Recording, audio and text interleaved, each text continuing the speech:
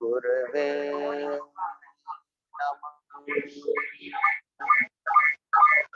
ओम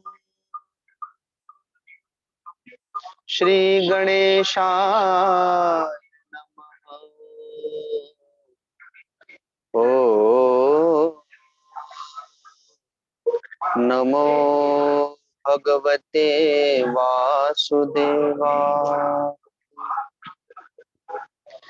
गुरुर्ब्रह्मा गुरुर्विष्णु गुरुर्देवो महेश्वर। गुरुर्साक्षात् परं ब्रह्म तस्मै श्री गुरवे। अखंड मंडलाकारं व्याप्तं येन चराचरं तत्पदं दर्शितं येन तस्मै श्री गुरवे नमः। ध्यान मूलं गुरुर्मूर्ति पूजा मूलं गुरुर्पदम् मंत्र मूलं गुरुर्वाक्यम् मोक्ष मूलं गुरु कृपा। मोक्ष मूलं गुरुर्कृपा। छोटा सा संकीर्तन करेंगे। सीताराम राम राम सीता राम राम राम सीताराम राम राम सीता राम राम राम सीताराम राम राम सीता राम राम राम सीता राम राम राम सीता राम राम राम सीता राम राम राम सीता राम राम राम सीता राम राम राम सीता राम राम राम। राम ही केवल प्रेम प्यारा जानी ले जो जान निहारा। राम ही केवल प्रेम प्यारा जाने ले जो जाने निहारा। सीता राम राम राम सीता राम राम राम सीता राम राम राम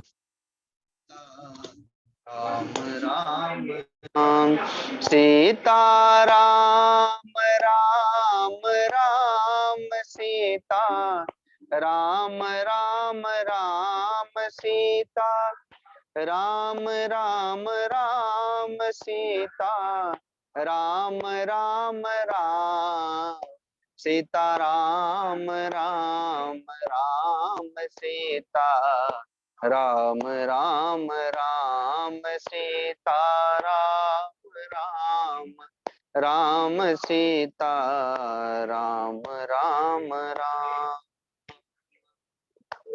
होई सोई जो राम रचि राखा को करी तर्क बढ़ावे शाखा। होई सोई जो राम रचि राखा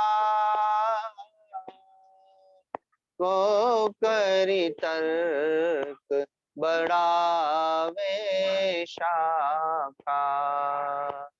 सीता राम राम राम सीता राम राम राम सीता राम राम राम सीता राम राम राम सीता राम राम राम सीता राम राम राम सीता राम राम राम सीता राम राम राम सीता राम राम राम सीता राम राम राम सीता राम राम राम सीता राम राम राम। अब मोहि भरोसनु मनता बिन हरि कृपा मिलहि नहीं संता। अब मोहि भरोसनु मनता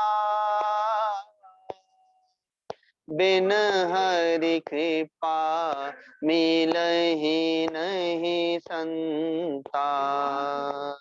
सीता राम राम राम सीता राम राम राम सीता राम राम राम सीता राम राम राम सीता राम राम राम सीता राम राम राम सीता राम राम राम सीता राम राम राम सीता राम राम राम सीता राम राम राम सीता राम राम राम सीता राम राम राम सीता राम राम राम सीता राम राम राम। बोलिए सदगुरुदेव भगवान की, परम गुरुदेव महाराज की, सत्य सनातन धर्म की, गौ माता की, गंगा मैया की, सब संतों की, सब भक्तों की। नमः पार्वती पते हर हर महादेव। नवरात्रि के इस परम पावन पर्व के अवसर पर श्री भागीरथी गंगा जी के इस परम पावन तट पर, जहां लगभग 200 तपस्वी गण केवल 9 दिनों तक गंगा जल पी करके कठोर व्रत कर रहे हैं, जिसमें 10 साल 12 साल के बच्चों से लेकर के 70-75 साल तक के वृद्ध भारतवर्ष के भिन्न भिन्न स्थानों से यहाँ आकर के गंगा जी के तट पर दोनों समय स्नान करके, दिन भर गंगा जल का पान करके और दोनों समय सत्संग सुन करके इस कठोर व्रत को कर रहे हैं। तो ऐसे परम पावन समय में और संतों की अध्यक्षता में, सदगुरु की अध्यक्षता में तीर्थ में किया गया जब तप योग आदि अनंत गुना फल देने वाला होता है। उन्हीं लोगों के मध्य से आज यह दिव्य सत्संग, भगवत चर्चा आप लोग के समक्ष हो रही है और इसमें निमित्त हैं गुरु जी की परम प्रिय शिष्या पन्ना बाई, जो गुरु धाम को गमन कर गई, गुरु लोक को चली गई। गीता जी में भगवान कहते हैं, यदा यदा ही धर्मस्य ग्लानिर्भवति भारत अभ्युत्थानम धर्मस्य तदात्मानं सृजाम्यहम्। यद्यपि भगवान निर्गुण निराकार स्वरूप में रहते हैं, लेकिन जब जब धर्म की हानि होती है, अधर्म की वृद्धि होती है, धर्मात्मा गण, देवता गण, पृथ्वी माता, गौ माता जब ये सताए जाते हैं, पीड़ित होते हैं, तो इनकी प्रार्थना से भगवान सगुण रूप में अवतार लेते हैं, लीला करते हैं, अधर्मियों का, राक्षसों का वध करते हैं, धर्म की स्थापना करते हैं।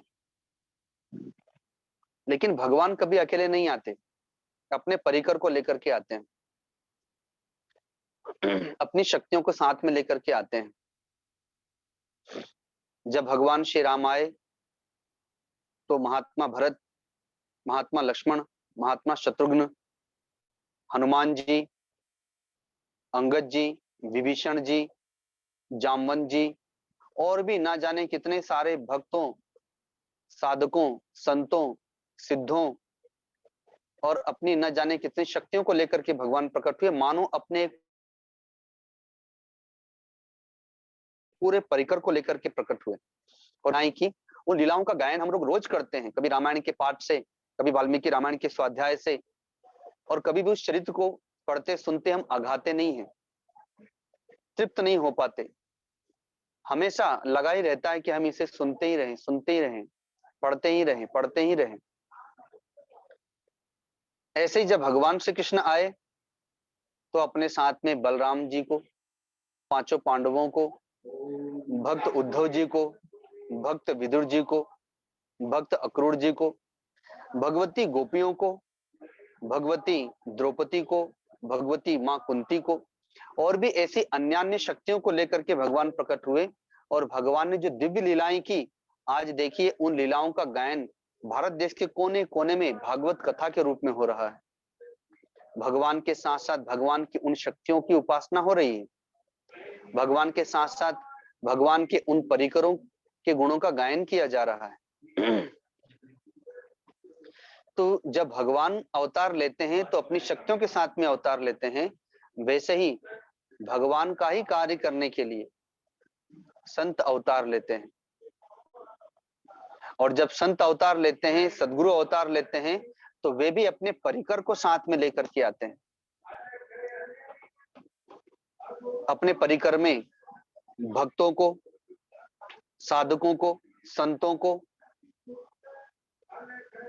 और भगवतियों को, शक्तियों को लेकर के वे प्रकट होते हैं। और वे भी अपनी एक दिव्य लीला करते हैं। धर्म की रक्षा उनसे होती है, धर्म की रक्षा वे करते हैं, धर्म का प्रचार करते हैं, भक्तों में, साधकों में ज्ञान, भक्ति, वैराग्य का संचार करते हैं।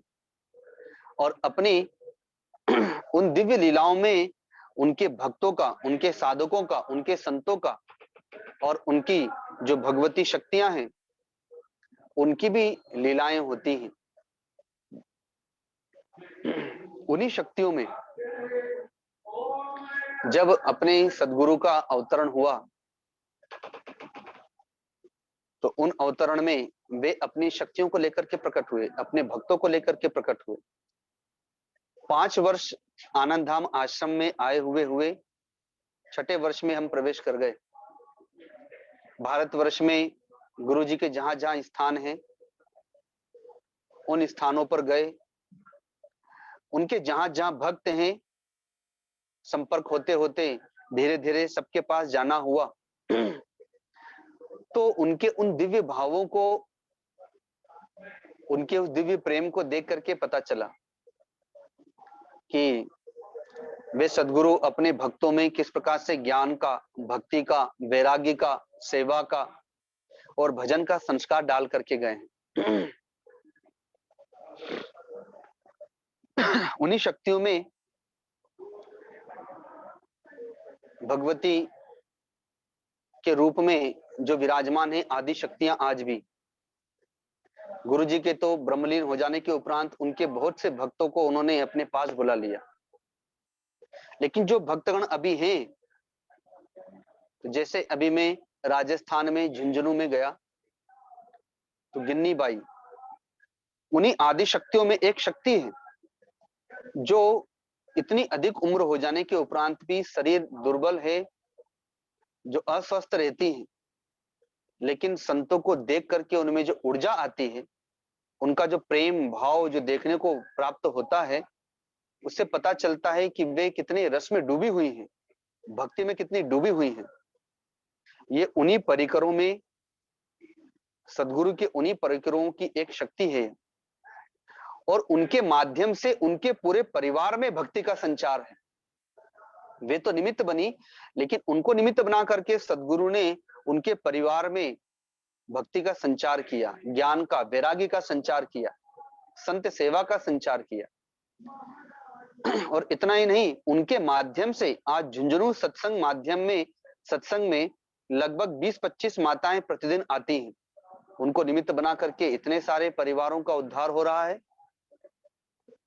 इतने सारे और भी भक्तों का उद्धार हो रहा है। तो संत तरे तारे लाख ना करोड़ रे, संत अपने तो तरते हैं लेकिन ना जाने कितने लाखों करोड़ों भक्तों का उद्धार कर जाते हैं।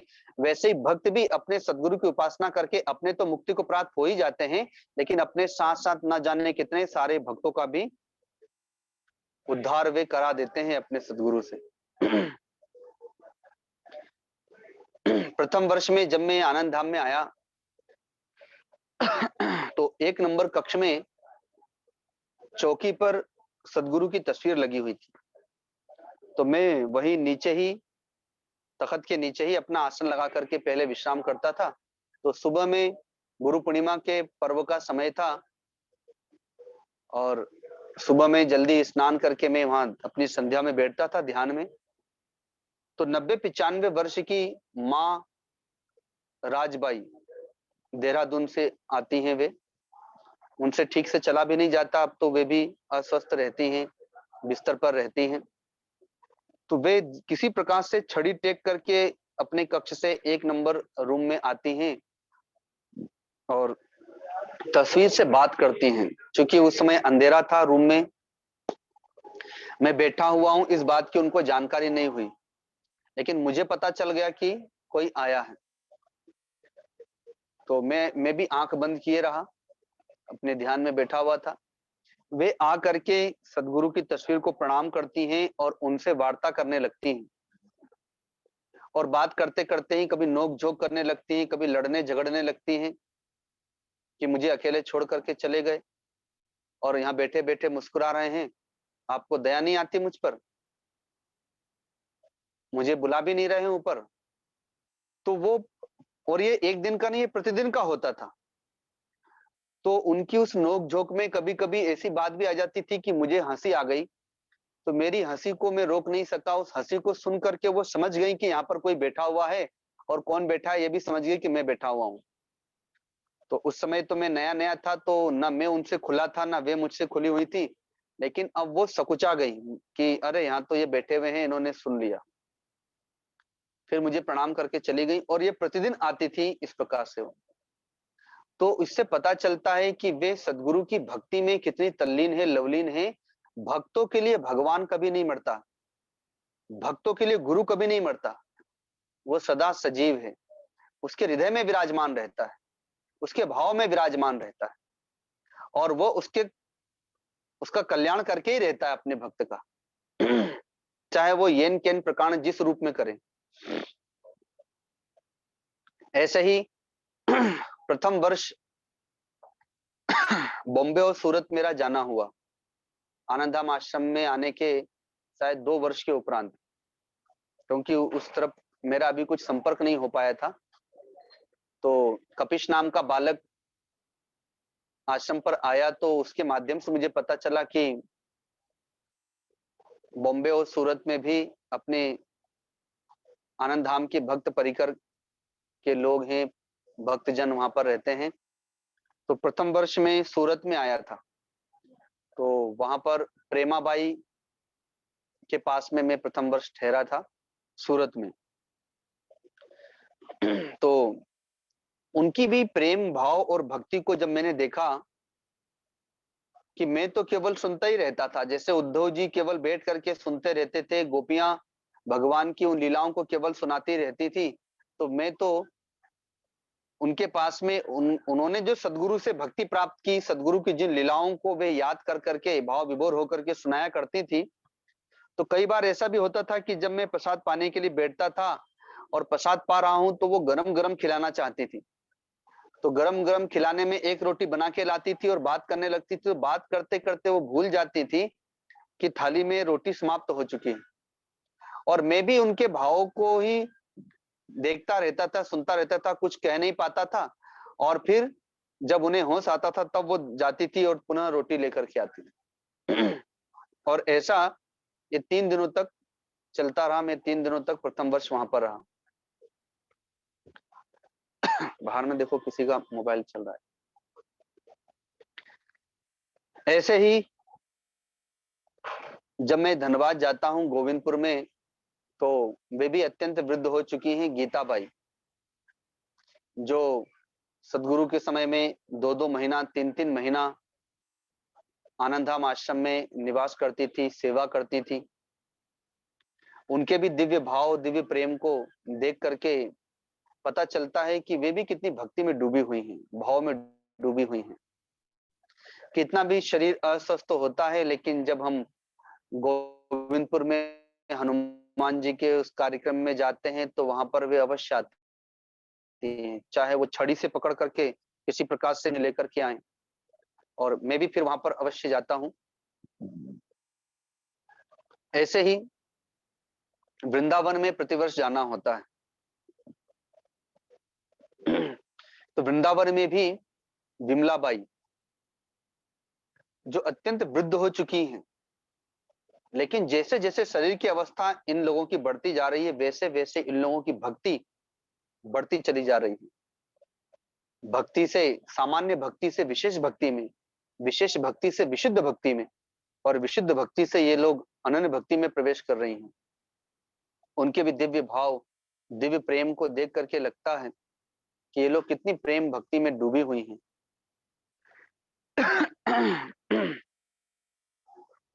सूरत में ही, नाम तो अभी स्मृति में नहीं है, लेकिन सूरत में ही जब जाते हैं तो गिन्नी बाई की बहन रहती हैं, जो अत्यंत वृद्ध हैं।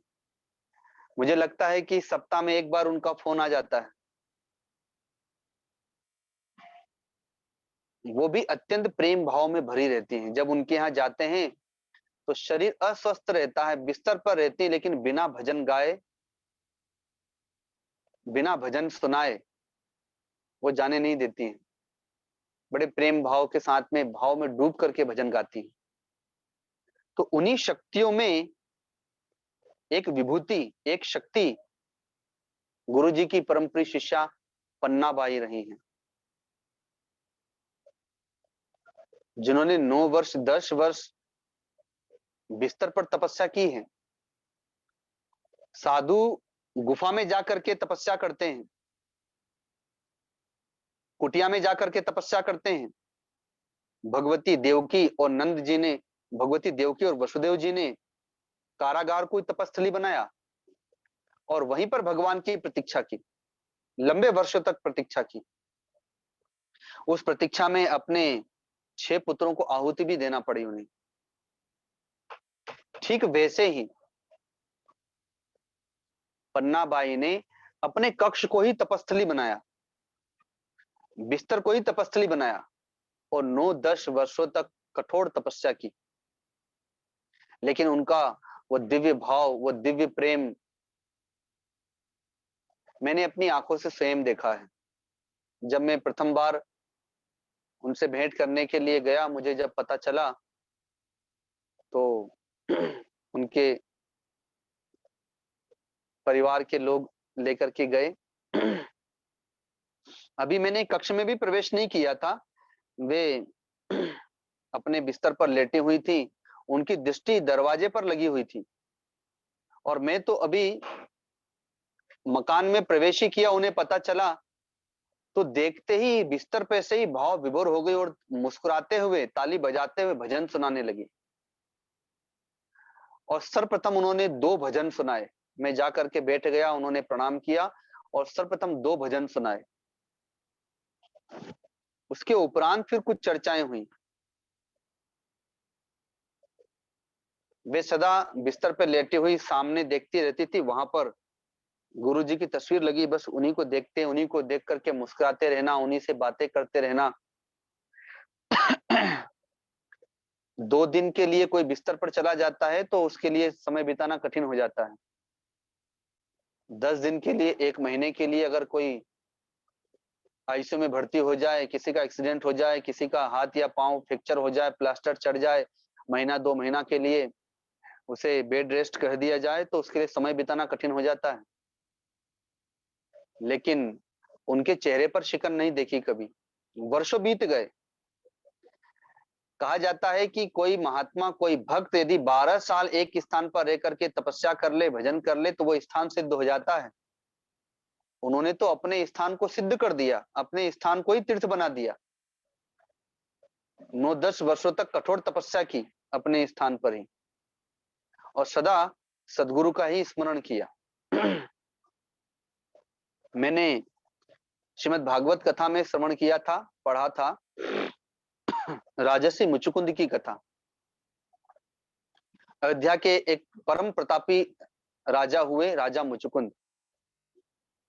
देवताओं और असुरों में जब संग्राम चल रहा था, तो देवताओं की ओर से युद्ध लड़ने गए थे, जैसे राजा दशरथ गए थे, ऐसे उनके भी ये पूर्वज रहे हैं, और युद्ध लड़ने के लिए गए, और घोर पराक्रम किया इन्होंने, बहुत असुरों का वध किया, और देवताओं की विजय हुई। खूब उत्सव मनाया देवताओं ने, विजय हो गई। तो उत्सव में सभी प्रसन्न थे, लेकिन देवराज इंद्र प्रसन्न नहीं थे। वे शमशांत बैठे हुए थे। राजा मुचुकुंद ने पूछा कि हे देवराज, अब तो आपकी विजय हो गई, देवलोक मिल गया, स्वर्गलोक मिल गया, सारे असुर मारे गए, कुछ भाग गए, आप उदास बैठे हैं क्यों? अब तो मेरी विदाई का समय आ गया, देखो सब मेरा स्वागत करते हुए मुझे विदाई कर रहे हैं, तो आप उदास क्यों बैठे हैं? क्या आपको मेरी विदाई, मेरा जाना अच्छा नहीं लग रहा है? तो देवराज इंद्र ने कहा कि हाँ, मुझे आपका जाना अच्छा नहीं लग रहा है। पांव सीधे कर लीजिए। कहा कि क्यों? कहा कि हे राजन, आप किसके लिए जा रहे हैं?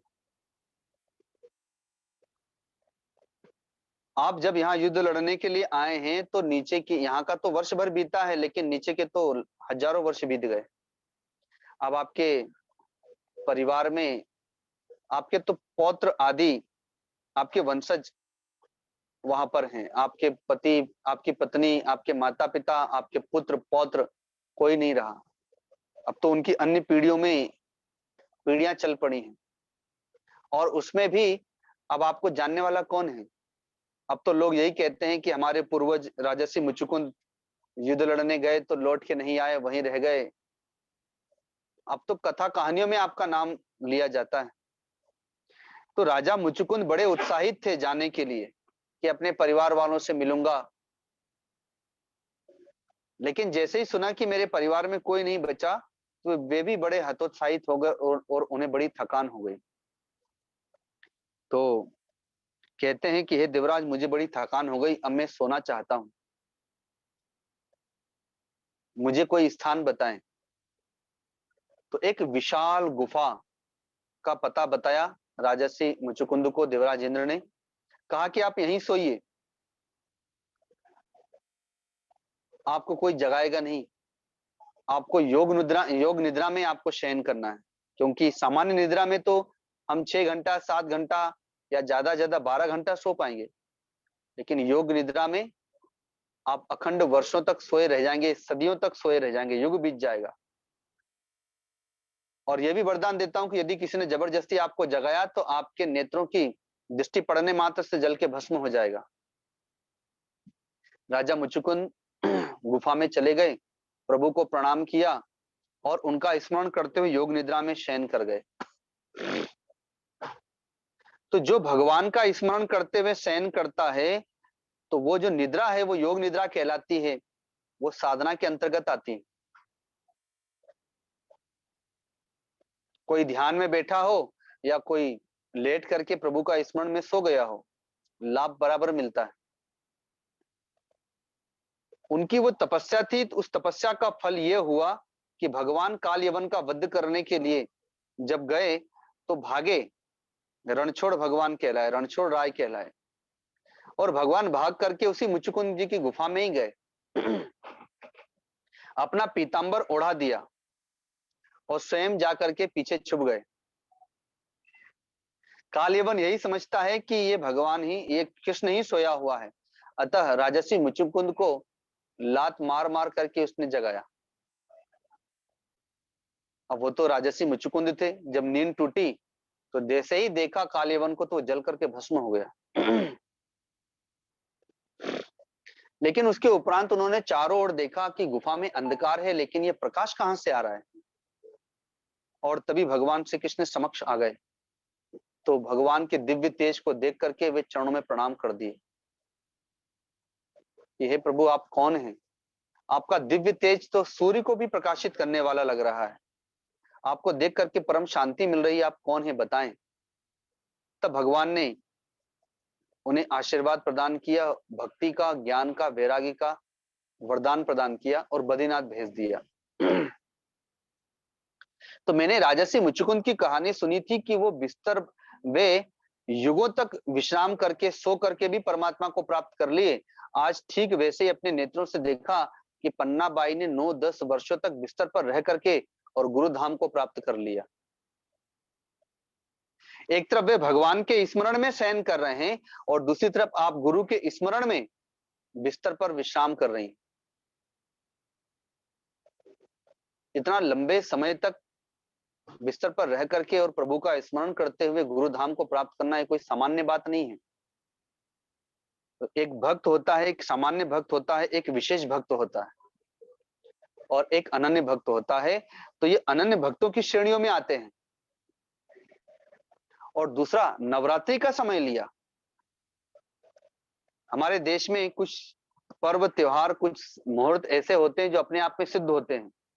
सावन का महीना, नवरात्र का समय, कृष्ण जन्माष्टमी, रामनवमी, बसंत पंचमी, अक्षय तृतीया, दशहरा, दीपावली और नवरात्रि, ये सब अपने आप में सिद्ध मुहूर्त हैं।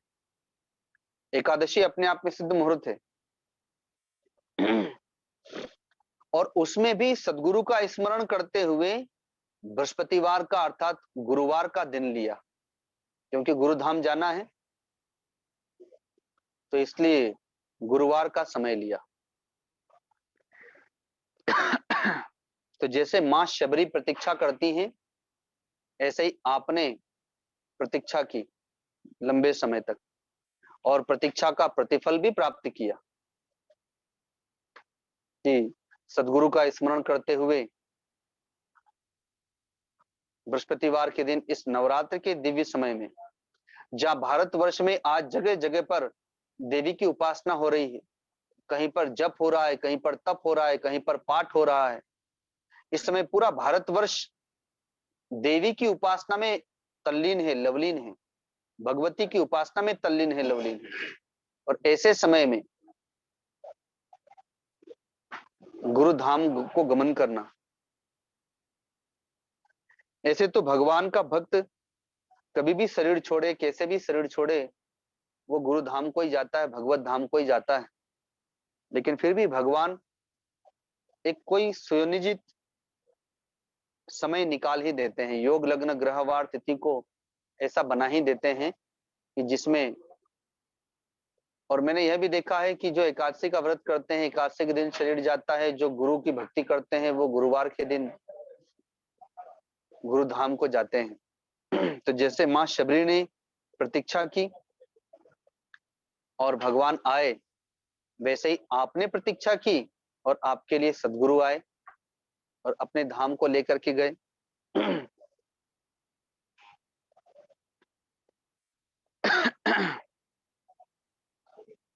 कुछ वर्ष पूर्व जब कोरोना महामारी आई थी, तो उन दिनों में 1.25 करोड़ हनुमान चालीसा का पाठ हम लोगों ने चलाया था, आप लोगों को ध्यान होगा। वह जो संकल्प था वो माधव भाई ठक्कर, गुजरात प्रदेश के भावर नाम का नगर है, वहां से थे। वे भी लगभग 85 वर्ष के हुए। उसके उपरांत उनका अभी शरीर पिछले 1-1.5 वर्ष पूर्व ब्रह्मलीन हुआ। उनके 4 बेटियां, 1 बेटा। वे प्रतिवर्ष 1 महीने के लिए भागीरथी धाम आश्रम में सावन के महीने में आते थे। ऐसे उनको 35-40 वर्ष हो चुका था। 1 महीना वे यहाँ पर रह करके कठोर तप करते थे, सुबह से शाम तक मौन रह करके जप करते थे, एक समय केवल शाम को समय में दलिया लेते थे।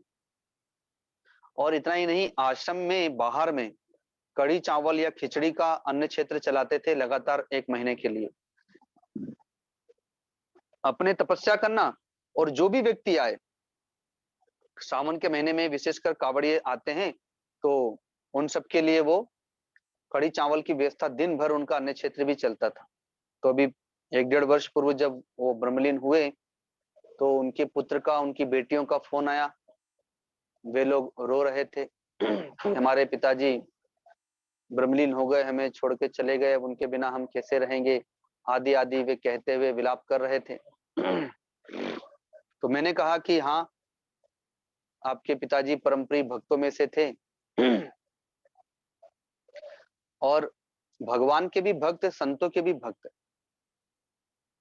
तो आप लोग को तो रोना ही चाहिए, ऐसे पिता दुर्लभ होते हैं। राजा जनक जैसे पिता भारतवर्ष में दुर्लभ हैं। माँ कौशल्या जैसी माँ भारतवर्ष में दुर्लभ है। श्रवण कुमार जैसे, भगवान श्री राम जैसे पुत्र भारतवर्ष में दुर्लभ हैं। वो किसी सौभाग्यशाली को ही प्राप्त होते हैं जो हमें भौतिक वस्तु भी प्रदान करके जाते हैं, आध्यात्मिक वस्तु भी प्रदान करके जाते हैं। भौतिक संपत्ति भी देके जाते हैं, आध्यात्मिक संपत्ति भी देके जाते हैं। तो आपको तो रोना ही चाहिए, ऐसे पिता आपके चले गए, लेकिन आपको उन्होंने भौतिक संपत्ति क्या नहीं दी और आपको आध्यात्मिक संपत्ति क्या नहीं दी कि आप अधूरे हैं। आपको तो वो पूर्ण करके गए हैं, भौतिक संपत्ति में भी पूर्ण करके गए, आध्यात्मिक संपत्ति में भी पूर्ण करके गए। लेकिन रोना, अगर आपको यह लगता है कि आपके पिता का अभाव आपके पास में है, तो आपके लिए तो केवल आपके पिता का अभाव है। किसी के लिए दादा का अभाव हुआ होगा, किसी के लिए उसके नाना का अभाव हुआ होगा, उनकी धर्मपत्नी को अपने पति का अभाव हुआ होगा। लेकिन वो एक संत के लिए एक महापुरुष थे, एक सद्ग्रस्त भक्त थे। तो हम लोगों के लिए भी तो एक भक्त का अभाव हो गया। आज उन जैसे भक्त हमें कहाँ मिलेंगे? आज उन जैसे महापुरुष गृहस्थ आश्रम में जिनका हम उदाहरण दिया करते थे, आज वो कहाँ मिलेंगे? तो आपके लिए तो आपके पिता, आपके दादा, आपके नाना, आपके पति गए, लेकिन एक संत के लिए तो उनके भक्त चले गए। एक संत के लिए तो एक सद्ग्रस्त महापुरुष चले गए। तो ठीक वैसे ही उनके परिवार में जो उनके पुत्रगण हैं, उनके लिए उनकी माँ, उनके पोतों के लिए उनकी दादी, किसी के लिए उनकी नानी, किसी के लिए ताई, आदि आदि, जिसके जो नाते रिश्ते थे उनके लिए तो वह गई। लेकिन सदगुरु के लिए, सदगुरु के परिवार के लिए, उनके भक्त परिकर में से एक दिव्य आत्मा चली गई, एक परम प्रिय शिष्या चली गई जिनका उदाहरण लेकर के जगत को शिक्षा दिया जाता था।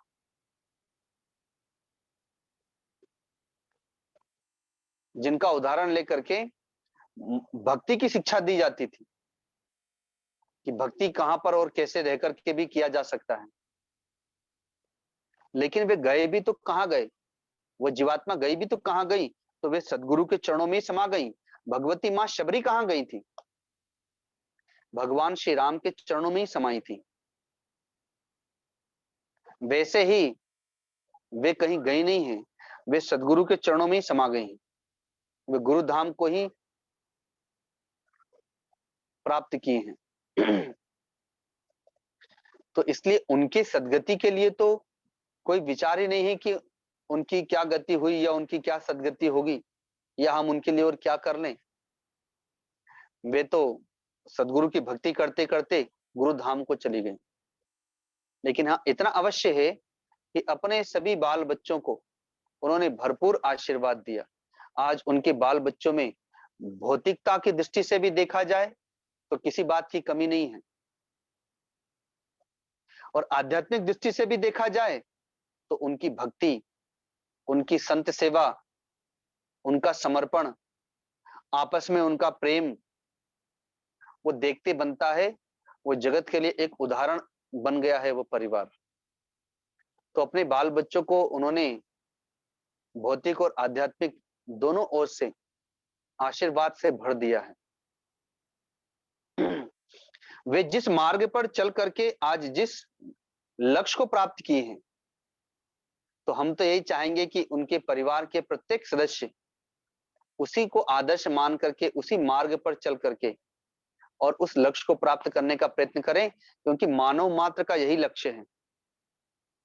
मानव के शरीर को प्राप्त करने का यही उद्देश्य है कि वह परमात्मा को प्राप्त करे, वो गुरु धाम को प्राप्त करे।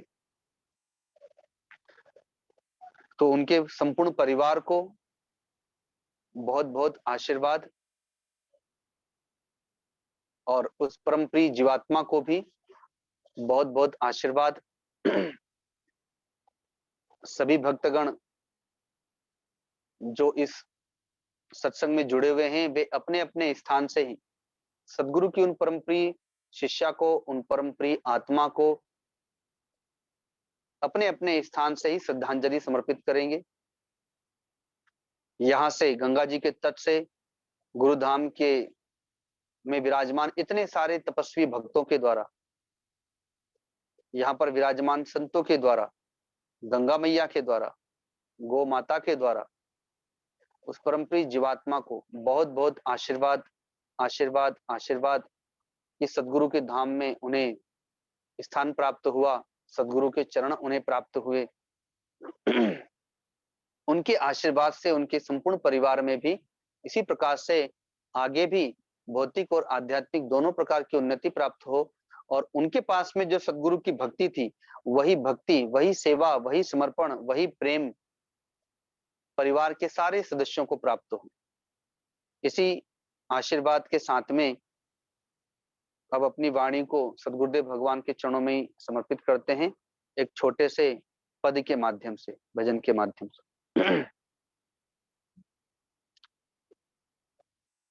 तुम मेरे जीवन के धन हो और प्राणाधार हो। तुम मेरे जीवन के धन हो और प्राणाधार हो। एक तो दाता दयालु, एक तू दाता दयालु, सबके पालनहार हो। तुम मेरे जीवन के धन हो और प्राणाधार हो। जागते सोते कभी भी मैं तुम्हें भूलूं नहीं, जागते सोते कभी भी मैं तुम्हें भूलूं नहीं। वेश दौरा जाका मुझको, वेश दौरा जाका मुझको, या गले पतहार हो।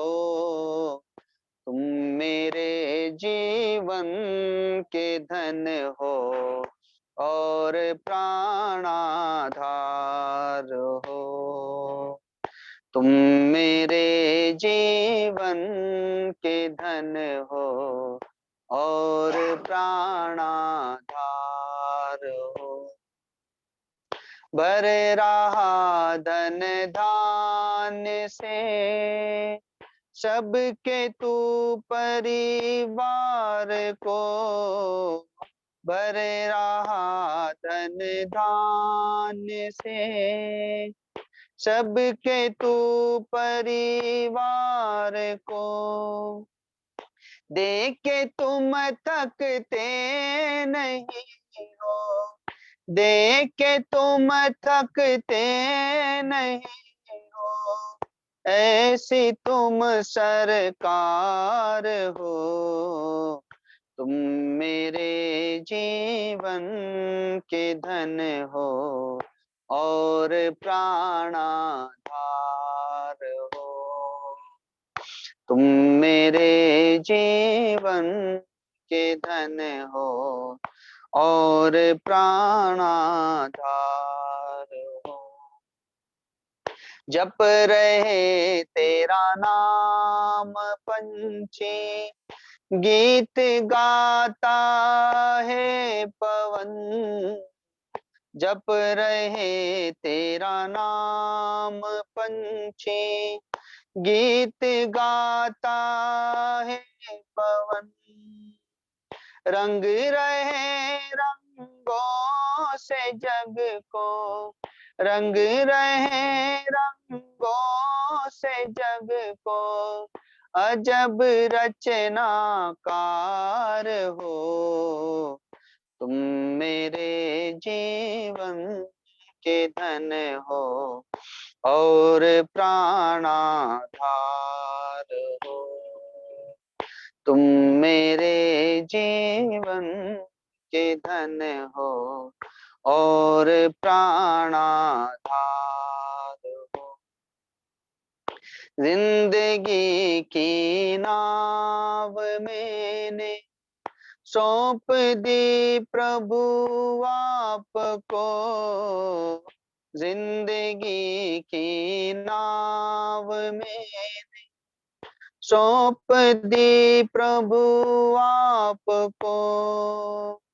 तुम डुबाओ या बचाओ, तुम डुबाओ या बचाओ, मेरे केवन आर हो। तुम मेरे जीवन के धन हो और प्राणाधार हो। तुम मेरे जीवन के धन हो और प्राणाधार हो। एक तू दाता दयालु, एक तू दाता दयालु, सबके पालनहार हो। तुम मेरे जीवन के धन हो और प्राणाधार हो। तुम मेरे जीवन के धन हो और प्राणाधार हो।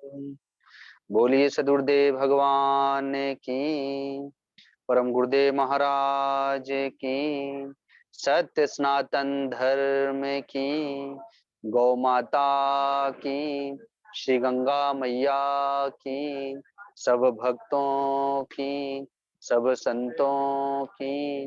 नमः पार्वती पते हर हर महादेव। सभी भक्त